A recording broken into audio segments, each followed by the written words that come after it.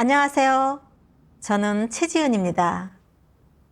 하나님의 복음을 전하며 하나님을 증거하는 것은 진정 하나님을 믿는 사람의 소망이자 사명입니다. 하지만 사탄의 손아귀에 있는 세상에서 복음을 전하는 것은 쉬운 일이 아닙니다. 많은 걸림돌과 장벽이 존재하고 심지어 체포와 옥살이까지 감수해야 합니다. 오늘 우리가 읽을 간증문의 저자는 미얀마의 아이무 형제입니다. 아이무 형제는 복음을 전하는 과정에 전우와 상언의 모욕과 놀림을 받았고 심지어 영창에 가기도 합니다. 그렇게 어려운 상황에서 아이무 형제는 어떻게 난간을 뚫고 복음을 전했을까요? 형제는 어떤 경험을 하게 됐을까요? 지금 바로 아이무 형제의 이야기 속으로 출발해 보겠습니다. 오늘 읽을 글의 제목은 한 군인의 험난했던 복음의 길입니다.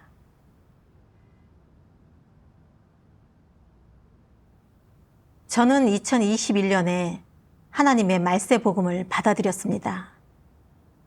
그리고 얼마 안 돼 복음 전파를 시작했지요. 한 번은 같이 말씀을 들어보자고 전후 20여 명을 불러 모았습니다. 그리고 전능하신 하나님의 말씀을 읽고 말세 사역을 증거했더니 다들 전능하신 하나님을 받아들였습니다. 그때 전 너무 기뻤고 복음 전도에 대한 자신감이 생겼습니다. 복음을 전하기 시작한 지 얼마 안 돼서 소대장의 핍박이 시작됐어요. 저보고 하나님에 미쳤다고 했습니다. 그리고 사람들 앞에서 저를 분대장으로 키우고 싶었는데 이제는 신앙을 하면서 자기 말을 안 들으니 후회하게 만들 거라고. 앞으로 부모님이 돌아가셔도 휴가를 안 줄 거라고 했습니다. 일부 전우들은 소대장의 말을 듣고 저를 비웃기 시작했습니다. 다들 부처를 믿는데 제가 하나님을 믿는 건 그들의 종교를 모욕하는 거라고 말입니다. 많은 조소와 모욕을 당하니 마음이 약해졌습니다. 그래서 그 자리를 피해 어디 조용한 곳에서 무릎 꿇고 기도했습니다. 하나님, 소대장이 제게 모욕감을 주면서 저를 혼내고 전우들도 비웃으니까 마음이 약해집니다. 제게 믿음과 힘을 더해주세요. 당신의 검증이라는 걸 믿습니다. 이런 것 때문에 제 본분에 영향을 주고 싶지 않습니다. 그러다 전방에서 전쟁이 터지면서 부대 숙소 검열이 심해졌습니다. 어느 날 밤에 새신자 양육이 있어서 외출 준비를 하다가 문득 걱정이 됐습니다.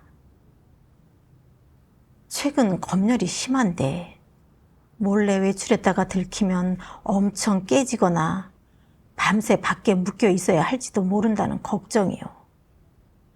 무엇보다 제가 자주 외출한다는 걸 소대장이 알면 절 때리고 욕하고 모욕할 게 분명했습니다. 그런 걸 생각하니 새신자 양육을 떠날 용기가 나지 않았습니다. 그래서 협력자 아핑한테 제 생각을 털어놨습니다. 그랬더니 아핑 형제가 그러더라고요. 자기 체면을 너무 생각하네요. 하나님께서 이런 상황을 마련하신 건 우리가 어떻게 겪어 나가는지, 공과를 배우려고 하는지 보시는 거잖아요. 그러니까 기도 많이 하면서 반성해 봐야죠. 누가 좀 비웃었다고 체면 때문에 본분을 팽개친다면 뭐가 됩니까? 그 마을에 새신자가 많은데 양육하러 가지 않으면 그건 본분을 소홀히 하고 무책임한 게 아닌가요? 그러고는 이 말씀을 보내줬습니다. 하나님이 맡긴 일을 어떻게 대할 것인가는 매우 중요하고 이는 심각한 일이다. 하나님이 내게 맡긴 일을 완수하지 못한다면 너는 하나님 앞에서 살아갈 자격이 없으며 징벌을 받게 될 것이다. 하나님이 사람에게 맡긴 일은 당연히 완수해야만 한다. 이는 사람이 이행해야 할 가장 큰 책임으로 목숨만큼 중요한 일이다. 만약 내가 하나님이 맡긴 일을 대수롭지 않게 생각한다면 그것은 하나님에 대한 가장 심각한 배반인 것이다. 그런 사람은 유다보다 더 비참한 자로 반드시 저주받게 되어 있다. 사람은 하나님이 맡긴 일을 어떻게 대해야 할지 분명히 알아야 한다. 최소한 하나님이 사람에게 일을 맡겼다는 것은 하나님의 높여줌이자 특별한 은혜로 가장 영광스러운 일임을 알아야 할 것이다. 너는 모든 것을 포기하는 한이 있더라도 심지어 목숨을 버릴지라도 하나님이 맡긴 일을 완수해야 한다. 이 말씀을 보면서 자기가 맡은 본분을 끝까지 책임지는 자세가 매우 중요하다는 걸 깨달았습니다. 제가 본분을 이행할 기회를 얻게 된 건 하나님께서 높여주신 거잖아요. 전 당연히 제 본분을 지키고 최선을 다해 완수해야 했습니다. 전 피조물이고 더구나 말씀을 많이 먹고 마셨고 하나님의 뜻과 요구도 알고 있는데 작은 어려움에 당면했다고 자기 본분을 내치는 건 하나님에 대한 배반이더라고요. 더구나 국민들은 계속되는 전쟁 때문에 매일 공포에 젖어 있는데 하나님께서 저를 그런 곳에 보내신 건 빨리 그들에게 복음을 전해주고 복음을 받은 새신자들이 참도에 뿌리를 내리고 하나님께 구원받고 재난 속에서 보호하심을 입을 수 있도록 잘 양육하라는 뜻이 있는 거잖아요. 하나님은 저의 충성심을 보시고 제가 믿음으로 굳게 서서 증거할 수 있기를 바라시지 제가 본분 앞에서 뒷걸음치는 모습을 원치 않으시더라고요. 근데 전 그 정도의 수모도 견디지 못해서 본분을 소홀히 하고 무책임하게 대한 겁니다. 그건 유다보다 심한 배반의 행위고 저주받아 마땅하더라고요. 더구나 하나님의 말씀을 보면서 어떤 상황에 처하든 어떤 고난을 당하게 되든 어떤 수모를 당하게 되든 심지어 제 목숨을 내놓아야 할 상황이 닥쳐도 하나님께서 주신 부탁은 완수해야 한다는 걸 깨달았습니다. 그게 제가 다 해야 할 책임이자 본분이고요. 그래서 전 바로 두 형제랑 협력하면서 복음 전도와 새신자 양육에 임했습니다. 그렇게 한 달 사이에 27명이 복음을 받아들였고 전원을 교회로 인계했습니다. 하나님의 인도하심을 보게 되니까 너무 감사했고 마음도 편했습니다. 그러다 부대가 이전하면서 저도 다른 곳으로 가게 됐지요. 근데 소대장이 핍박하는 사실을 모르는 분들이 소대장한테도 복음을 전한 겁니다. 결국 소대장이 나서서 누가 마을 사람들한테 복음을 전했는지 조사하기 시작했지요. 덜컥 겁이 났습니다. 제가 마을 사람들한테 복음 전한 게 들키지는 않을까? 간부들이 알면 영창 가는 거 아닐까? 영창 가면 100% 고생하고 수모당할 텐데 당분간 쉬다가 조사가 좀 소홀해지면 그때 복음을 전해야겠다는 생각이 들었습니다. 그래야 제가 들키지 않을 수 있으니까요. 예전 같은 모욕을 다시는 당하고 싶지 않았거든요. 그래서 3일 동안 복음 전하러 나가지 않았습니다. 매일 저녁 예배 모임에 참석은 했지만 뭔가 마음이 허전한 게 본분을 했을 때처럼 그렇게 편하지 않더라고요. 그때 한 자매님이 제 내적 상태를 알고 이 말씀을 보내주셨어요. 너희는 나에게 진심을 다하고 변치 않는 마음으로 충성한다고 여긴다. 또한 너희는 자신들이 더없이 착하고 동정심도 넘쳐난다고 여기며 나에게 셀 수 없이 많이 바쳤고 나를 위해 행한 것도 충분히 많다고 여긴다. 하지만 너희는 그런 생각들을 자신의 행위와 대조해 본 적이 있느냐? 내가 말해주겠다. 너희는 교만으로 가득 찼고 너무나 탐욕스러우며 건성으로 하는 일이 많다. 게다가 나를 속이는 데 탁월하고 비열한 속셈과 수단이 너무 많다. 너희는 충성심과 진심이 한없이 부족하고 양심은 더욱 없다. 본분을 이행할 때도 내가 생각하는 것은 자신의 이익과 신변 안전, 그리고 너의 가족이다. 내가 행한 일 중에 나를 위한 것이 있었느냐? 언제 나를 생각한 적이 있었느냐?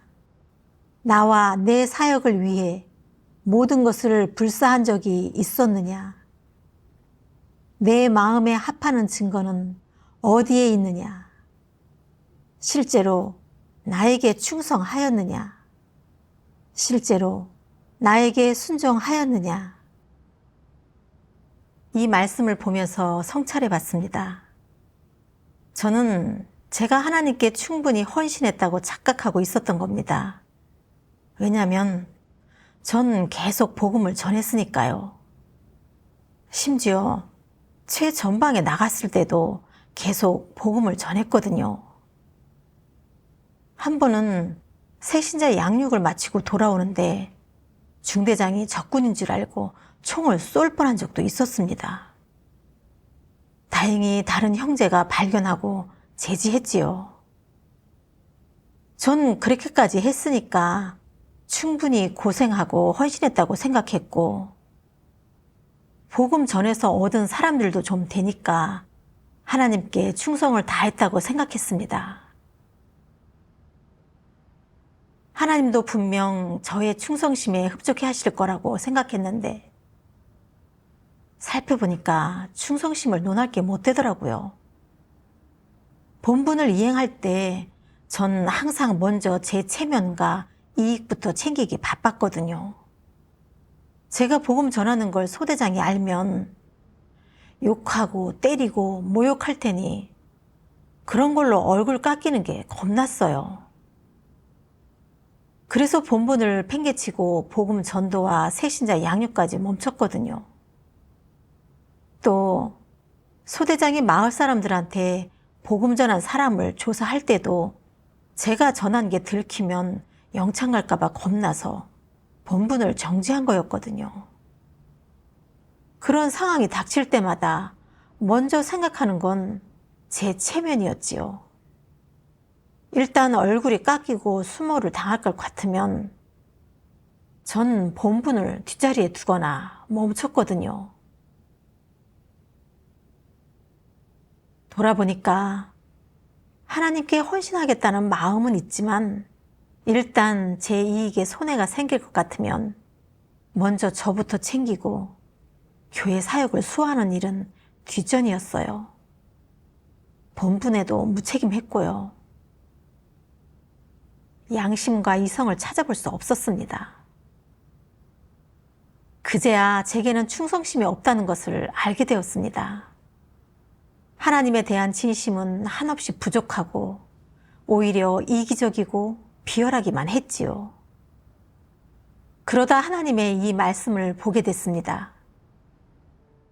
복음 전파는 모든 사람의 직책이자 의무이다. 어느 때든 우리가 무엇을 듣든 무엇을 보든 어떤 대우를 받든 복음 전파에 대한 책임감을 굳게 지켜야 한다. 절대 소극적이 되거나 연약해져 이 본분을 포기해서는 안 된다. 복음 전파 본분을 이행하는 과정은 결코 순조롭지 않고 매우 위험하기 때문이다. 너희가 복음을 전할 때 만나는 대상은 천사도, 외계인도, 로봇도 아니다. 너희가 마주하는 대상은 사악하고 폐교된 인류, 살아있는 귀신, 짐승들이자 이 사악한 공간, 사악한 세상에서 사탄에 의해 깊이 폐괴된 하나님을 대적하는 인류이다. 그렇기에 복음을 전하는 과정에는 틀림없이 갖가지 위험이 존재하는 것이다.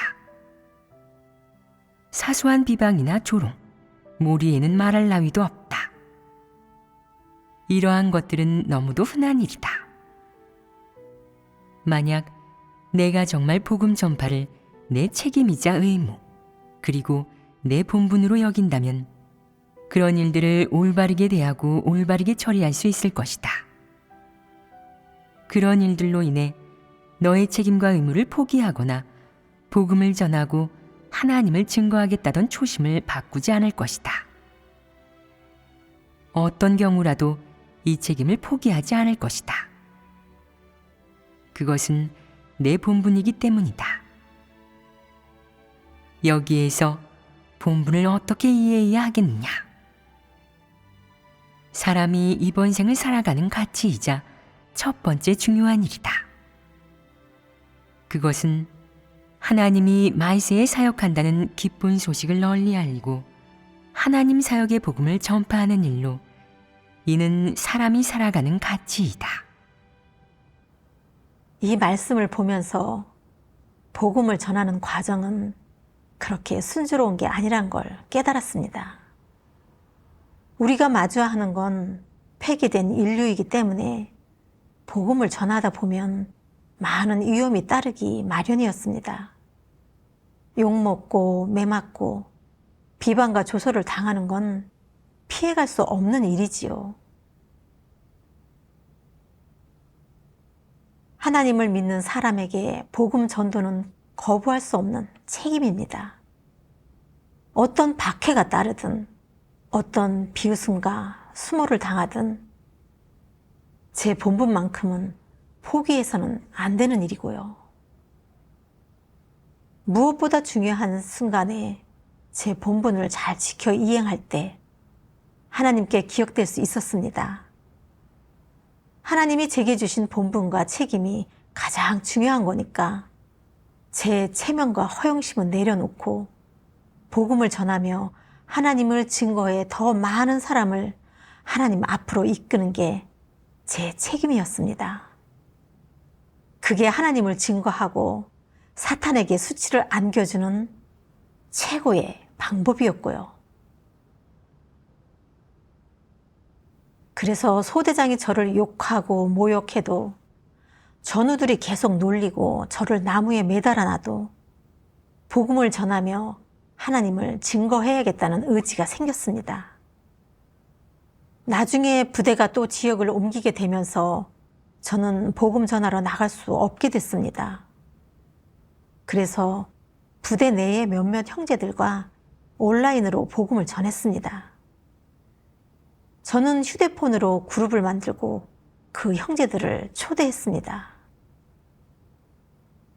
근데 글쎄 소대장이 저 몰래 휴대폰을 가져다 본 겁니다.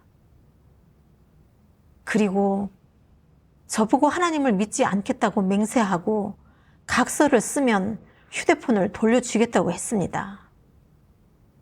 그래서 전 잘못한 게 없는데 왜 휴대폰을 압수하십니까? 라고 따졌습니다. 소대장이 그러더라고요. 넌 하나님에 미쳤어.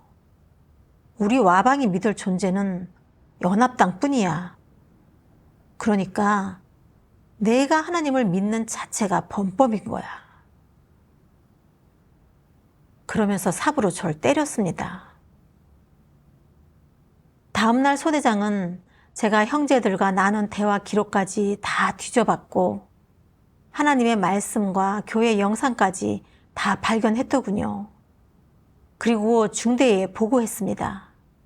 중대장이 저를 불러서는 어디서 전능하신 하나님을 믿게 됐는지, 교회에서 어떤 직책을 맡고 있는지, 누구한테 복음을 전했는지, 우리 부대에 믿는 사람은 몇이나 되는지 자세하게 캐물었습니다.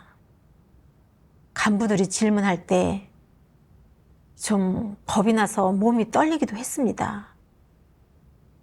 근데 제가 솔직하게 말하면 하나님을 배반하는 유다가 되는 거고, 솔직하게 말하지 않으면 중대장이 직접 형제들에게 누가 복음을 전해줬는지 물어볼 수 있었습니다.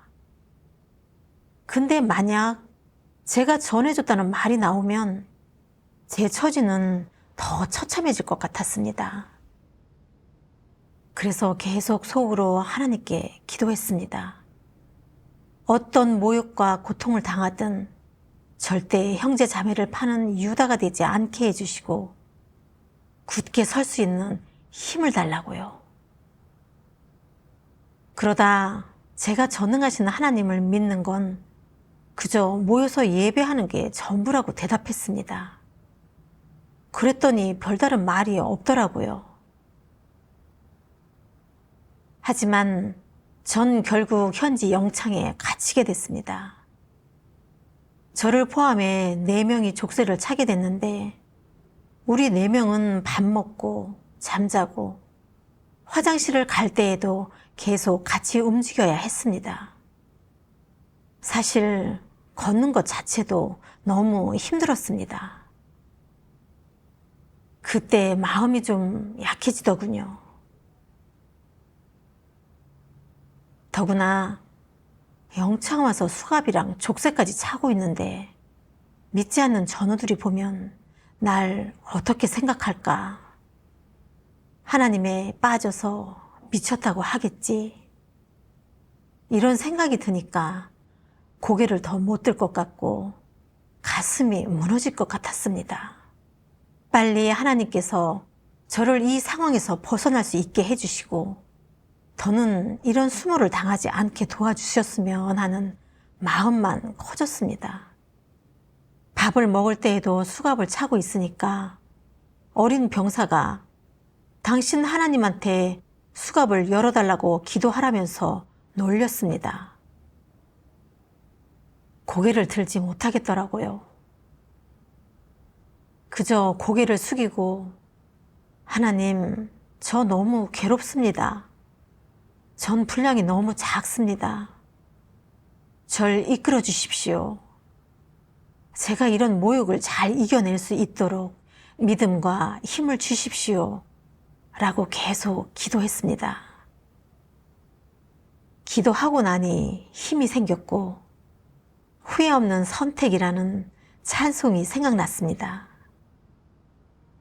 크리스천에 대한 사탄의 체포와 박해, 날로 심해지고 온 도시가 암흑과 공포로 가득해 사방으로 도망쳐도 인권이 무리하게 박탈당해 감금되어도 나와 함께하는 건 긴긴 밤의 고통밖에 없어도 하나님에 대한 믿음 절대 흔들리지 않고 창조주이신 유일하신 참 하나님을 절대 배반하지 않으리.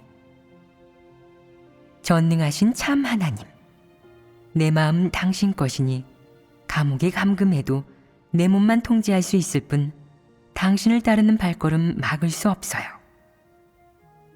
고통스러운 고난, 험난한 길, 당신의 말씀 날 인도하니 두렵지 않고 당신의 사랑 함께하니 내 마음 흡족해요. 사탄의 혹독한 곰은 날로 심해지고 뼈를 내는 아픔 거듭 엄습해도 육의 고통이 극도에 다다르고 목숨을 곧 잃게 되는 마지막 순간 되어도 절대 큰 붉은 용에게 굴복하지 않고 절대 하나님을 욕되게 하는 유다가 되지 않으리. 전능하신 참 하나님, 죽어도 당신께 충성할래요. 사탄은 내 육만 괴롭히고 해칠 수 있을 뿐 당신에 대한 나의 믿음과 사랑은 파괴하지 못해요. 생사존망은 영원히 당신의 주제요 안배이니 목숨 걸고 당신을 증거할래요. 당신을 증거해 사탄에게 수치 준다면 죽어도 여한 없어요. 이번 생 그리스도 따르고 하나님 사랑할 수 있어 영광이네. 마음과 영이 있다면 하나님 사랑에 보답해야 하리. 하나님 증거하기 위해 모든 걸 버리리.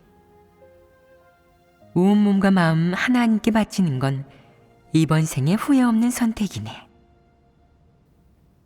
이 찬송을 통해 믿음이 생겼습니다. 누가 저를 어떻게 대하든 하나님은 절대 배반하지 않겠다는 마음이 생겼지요.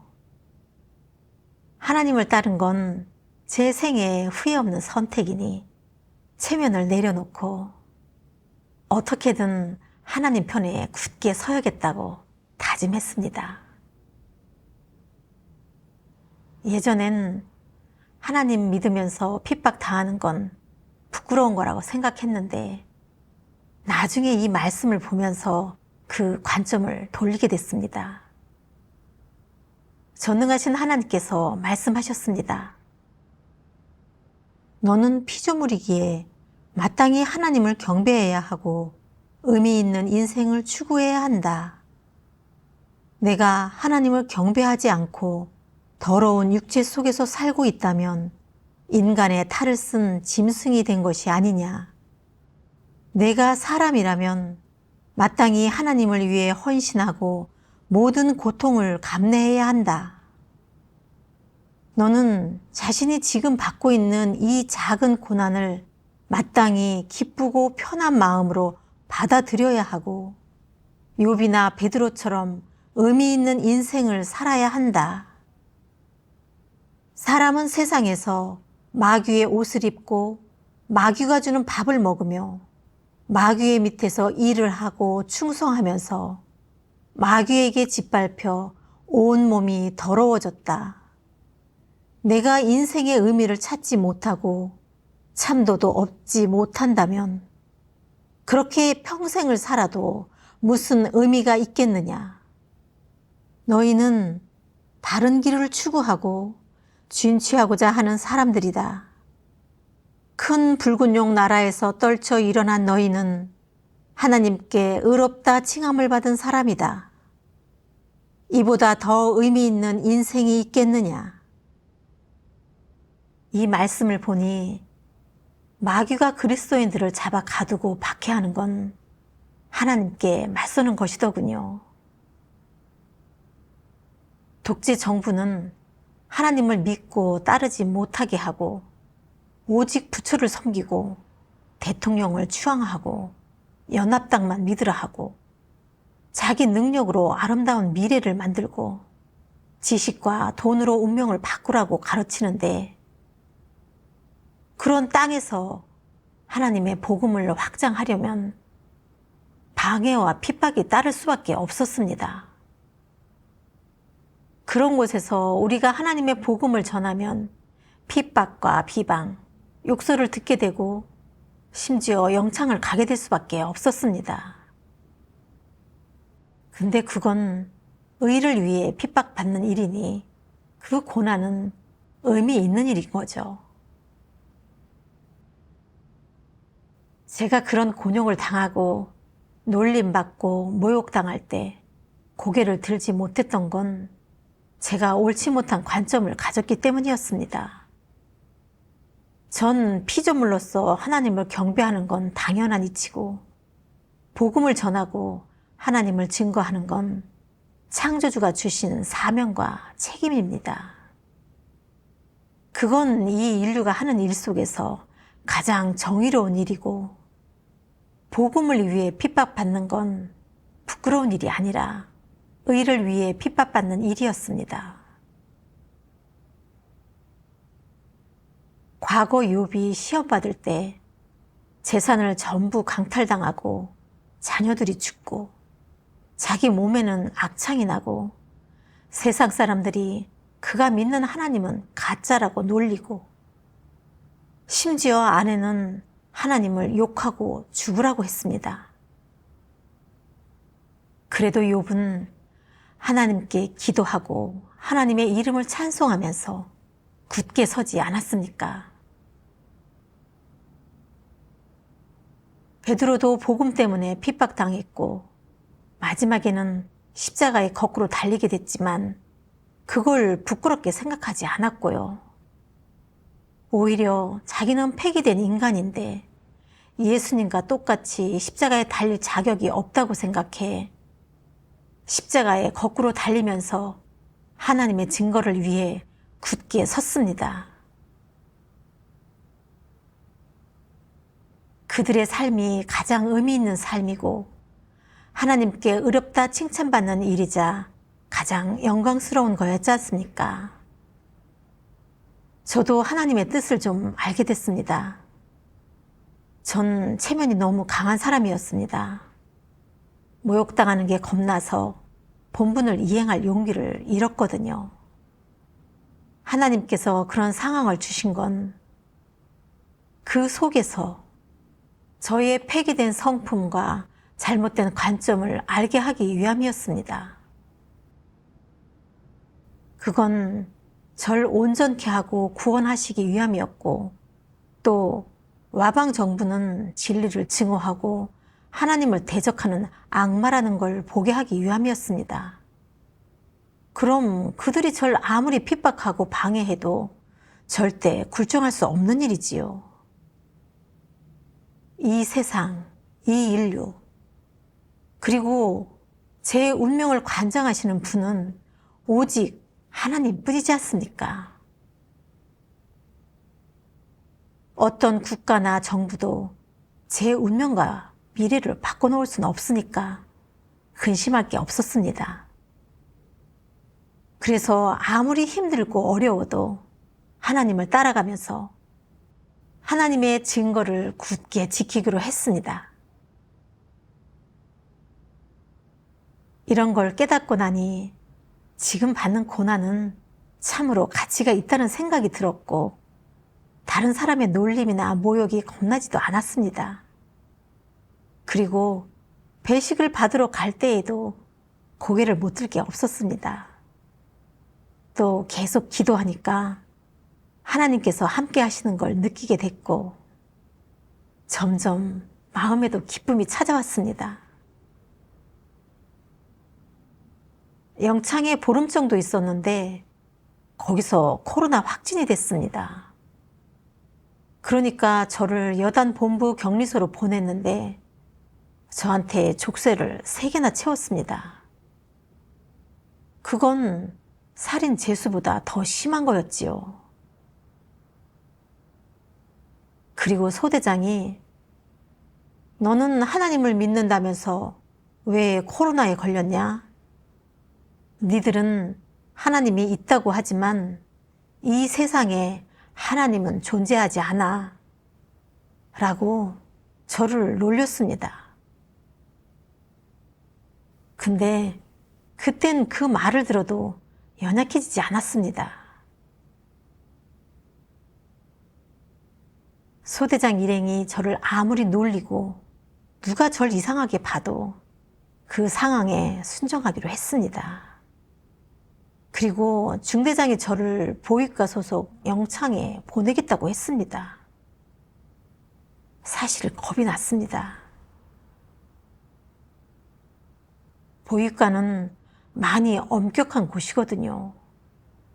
거기 가서 모욕당하는 것도 겁났지만 거기에 들어가면 집에 못 갈 가능성도 있었거든요. 그 당시 저 혼자 방에 갇혀 있었는데 휴대폰이 없어서 말씀도 볼 수 없었습니다. 방에 기타 한 대가 있었는데 그 기타를 치면서 찬송을 불렀습니다. 그리고 말씀이 너무 갈급해 길을 열어달라고 하나님께 기도했습니다. 그러다 며칠 후 아이진 형제의 휴대폰을 빌려서 나 그리고 우리의 이야기라는 영화를 봤습니다. 영화 속 형제들은 복음을 전하다 중국 공산당에 체포되어 심한 고문을 당했고 많은 모욕을 당했습니다. 대부분 감옥 생활을 몇 년씩 했고 10년 이상 형을 받은 사람도 있었습니다. 그들에겐 자유가 허락되지 않았고 매일 고역에 시달렸지만 그분들은 감옥에서도 기도하고 찬송 부르고 서로 말씀을 공유하면서 하나님에 대한 순종의 자세를 보였습니다. 무엇보다 자기가 가는 길은 참된 인생길이라는 확신이 있었고 하나님의 증거를 위해 굳게 서겠다는 믿음이 확고했습니다. 특히 그분들이 읽는 말씀을 볼 때 너무 감동적이고 가슴에 와 닿았습니다. 또 그렇게 큰 고난을 당해도 후회 없이 하나님을 따라가겠다는 믿음과 의지를 보이는 모습에 절로 감탄하게 됐고요. 근데 저는 작은 욕설과 수모도 견디지 못하고 감옥을 겁내고 작은 고난 앞에서 의지를 잃고 하나님께 빨리 이곳에서 벗어나게 해달라고 요구하고 있었지요. 하나님 앞에서 너무 부끄러웠습니다. 그래서 다시 한번 기회를 주신다면 영창생활을 몇 년 하게 되든 어떤 모욕을 당하든 순종하는 자세로 임하겠다고 다짐했습니다. 격리한 지 열흘 정도 지났을 때 전방에서 돌아온 사람들한테 관례에 따라 1개월 휴가가 주어졌습니다. 놀랍게도 부대에서 저한테도 휴가를 내줬습니다. 그때 믿지 않던 전우는 제가 큰 잘못을 한 사람이라 노동개조 기간인데도 그들보다 먼저 휴가를 받았다면서 부러워했습니다. 저는 하나님께 너무 감사했습니다. 몇 년은 갇혀 있을 줄 알았는데 휴가 받아서 집에 가게 됐거든요. 하나님의 놀라운 역사와 하나님은 전지전능하시고 모든 걸 주재하신다는 사실을 보게 됐습니다. 집에 가기 전에 중대장이 저한테 집에 돌아가면 전도하지 말라고 당부했습니다. 전 속으로 부대 안에서 복음 전하면 당신이 날 어떻게 할 수 있겠지만 이제 집에 돌아가서 하나님을 증거할 수 있는 좋은 기회가 찾아왔는데 내가 그걸 놓치겠어? 이번엔 복음 전파에 매진할 거야. 당신 말은 신경 쓰지 않을 거야. 라고 생각했지요. 전 집에 돌아가자마자 형제 자매들이랑 한 마을에 가서 복음을 전했는데 6명이나 하나님의 말세 사역을 받아들였습니다. 부대로 복귀하고 열흘 정도 지나서 소대장이 저를 검문소에 파견했습니다. 하나님께 너무 감사했습니다. 전에는 부대 안에서 바삐 돌다 보면 복음 전할 시간이 많지 않았거든요. 근데 검문소는 그렇게 바쁘지 않으니까 복음을 전할 시간이 더 많이 생겼습니다. 물론 부대에서 저를 계속 핍박하고 있지만 전 절대 복음을 전하며 하나님을 증거하는 일은 포기할 수 없었습니다. 오히려 더 많은 사람들이 하나님께 나아와 구원받을 수 있게 복음을 전해야지요. 솔직히 복음 전도하면서 고생도 좀 했고 욕도 먹고 매도 맞고 영창까지 갔었지만 그 과정에서 저의 부족함, 저의 폐기된 면을 많이 알게 됐고 하나님의 사랑도 보게 됐습니다. 정말 여러 일들이 터질 때마다 하나님께서 말씀으로 저를 이끌어 주셨습니다. 그래서 제가 체면을 내려놓고 믿음과 힘을 가지고 앞으로 나아갈 수 있었습니다. 이렇게 겪고 나니까 복음을 위해 핍박받는 건 정말 의미 있는 일이고, 하나님을 따르고 하나님께 헌신하면서 제 본분을 이행하는 게 가장 의미 있는 삶이라는 걸 피부로 느끼고 있습니다. 오늘의 간증문은 여기까지입니다. 시청해 주셔서 감사합니다. 다음 시간에 인사드리겠습니다. 안녕히 계십시오.